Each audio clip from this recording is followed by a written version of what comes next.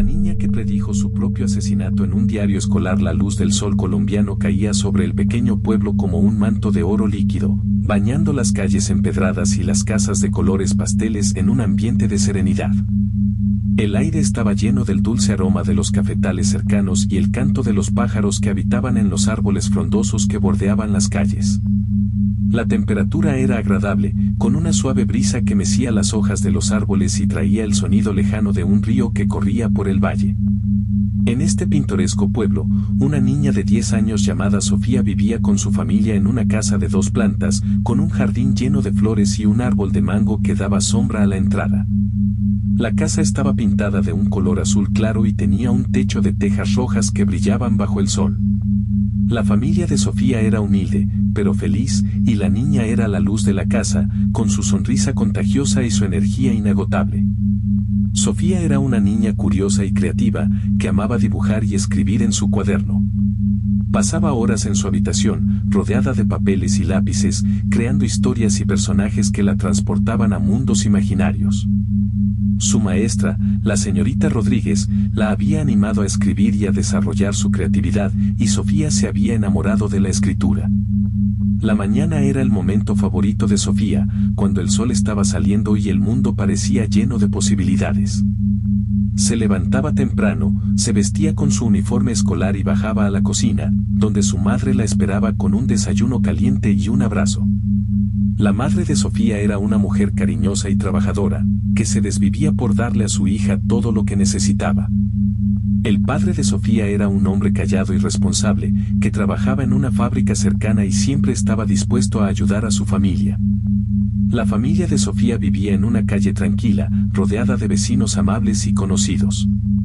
Había un señor que vivía en la casa de al lado, un hombre de unos 40 años con una gorra roja que siempre saludaba a Sofía cuando la veía. La niña lo encontraba un poco extraño, pero su madre le había dicho que era un buen hombre y que no había nada de qué preocuparse.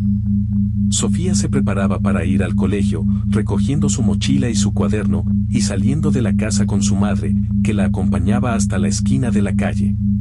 La niña se despedía de su madre con un beso y un abrazo, y se dirigía hacia el colegio, caminando por la calle empedrada y disfrutando del sol y del aire fresco.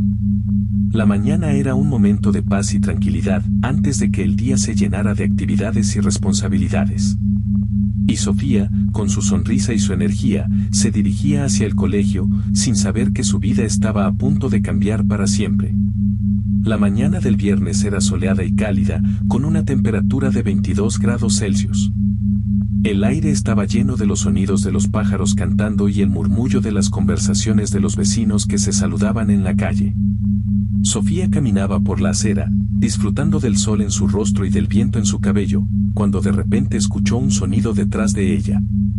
Se dio la vuelta y vio al hombre de la gorra roja, que la saludaba con una sonrisa y un gesto amistoso.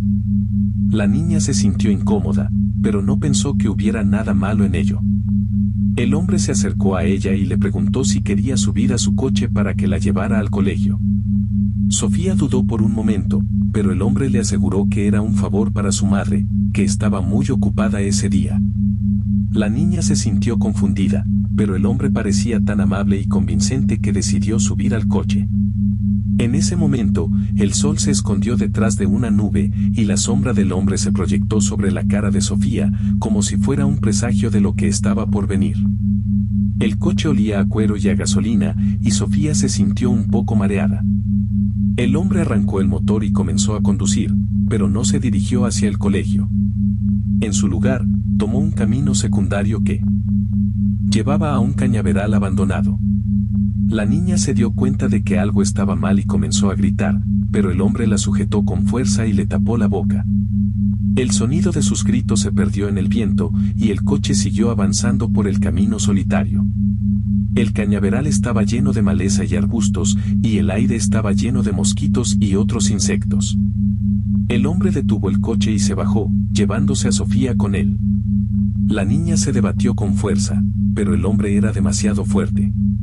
La arrastró hacia el interior del cañaveral, donde la oscuridad y el silencio eran absolutos. En ese momento, Sofía supo que su vida estaba en peligro, y que no había escapatoria. El hombre la sujetó con fuerza, y la niña se dio cuenta de que su premonición había sido cierta. El lazo rojo que el hombre llevaba en su mano era el mismo que ella había descrito en su cuaderno, y Sofía supo que su destino estaba sellado.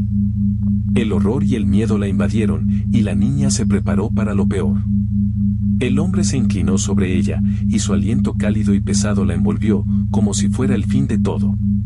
La investigación que siguió fue un laberinto de callejones sin salida, donde cada pista parecía llevar a una nueva pregunta sin respuesta. Los expertos se reunieron para analizar los detalles del caso, pero cada teoría que se presentaba parecía tener un fallo fatal. Algunos creían que el hombre de la gorra roja había sido un acosador que había estado vigilando a Sofía durante meses, mientras que otros pensaban que había sido un crimen oportunista.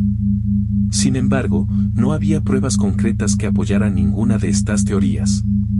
Los datos que se recopilaron no cuadraban, y los investigadores se encontraron con una serie de contradicciones. La familia de Sofía informó que la niña había estado actuando de manera extraña en los días previos a su desaparición, como si hubiera sentido que algo estaba a punto de suceder. Sin embargo, los testigos que la vieron el día de su desaparición no reportaron nada fuera de lo común. La falta de coherencia en los testimonios y la escasez de pruebas físicas hicieron que la investigación se estancara. A medida que la investigación avanzaba, comenzaron a surgir teorías de conspiración.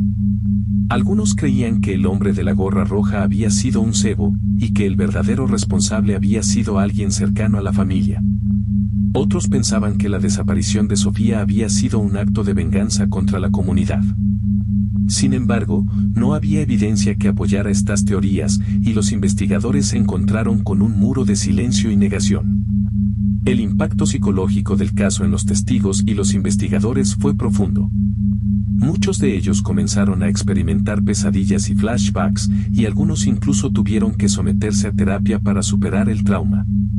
La atmósfera en la sala de interrogatorio era tensa y silenciosa, con largos momentos de incómodo silencio que parecían durar una eternidad. La historia oscura del lugar donde se encontró el cuerpo de Sofía comenzó a emerger. La zona había sido escenario de varios crímenes en el pasado, y los locales hablaban de leyendas y rumores que habían circulado durante años. Algunos creían que el lugar estaba embrujado, y que el espíritu de Sofía todavía vagaba por los cañaverales. Otros hablaban de una maldición que había caído sobre la comunidad, y que el crimen atroz que había sido cometido era solo el comienzo. Los pasillos de la comisaría estaban fríos y silenciosos, con informes sellados y carpetas cerradas que parecían contener secretos que nadie quería revelar. La investigación se convirtió en un juego de adivinanzas, donde cada nuevo dato parecía llevar a una nueva pregunta sin respuesta.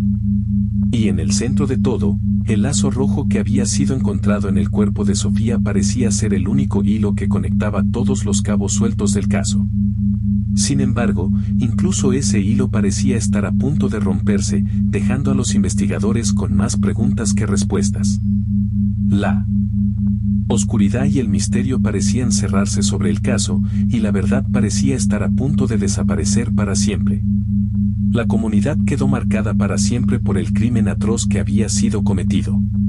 La investigación, a pesar de haber llevado a la captura del responsable, no había podido responder a la pregunta más perturbadora: ¿cómo había podido una niña de 10 años predecir su propio destino de manera tan precisa? El lazo rojo, que había sido el único hilo conductor del caso, ahora parecía ser solo un elemento más en una trama mucho más compleja y oscura. A medida que pasaban los años, la comunidad comenzó a experimentar una serie de eventos extraños y sin explicación. Algunos dicen que vieron a una niña con un lazo rojo en el cabello, caminando sola por los cañaverales. Otros hablan de haber escuchado una voz infantil que llamaba a su madre, pidiendo que guardara sus peluches. La gente comenzó a hablar de que el espíritu de Sofía aún vagaba por la tierra, buscando justicia y paz. El impacto del caso en las personas que lo vivieron fue profundo. La familia de Sofía nunca se recuperó del trauma, y la maestra que había leído el cuaderno de la niña se retiró de la enseñanza, incapaz de superar la culpa y la tristeza. Los investigadores que trabajaron en el caso también quedaron marcados, y algunos de ellos nunca volvieron a trabajar en casos similares. La pregunta que quedó en el aire fue: ¿y si hay más casos similares sin resolver? ¿Y si hay más niños y niñas que han predicho su propio destino, y que han sido arrebatados de la vida de manera trágica? La idea de que hay fuerzas oscuras y sobrenaturales que pueden influir en nuestras vidas es aterradora, y el caso de Sofía nos recuerda que hay cosas que están más allá de nuestra comprensión. La oscuridad se cierra sobre nosotros, y la verdad se desvanece en la nada. La última imagen que queda es la de un lazo rojo, flotando en el viento, y una voz que susurra.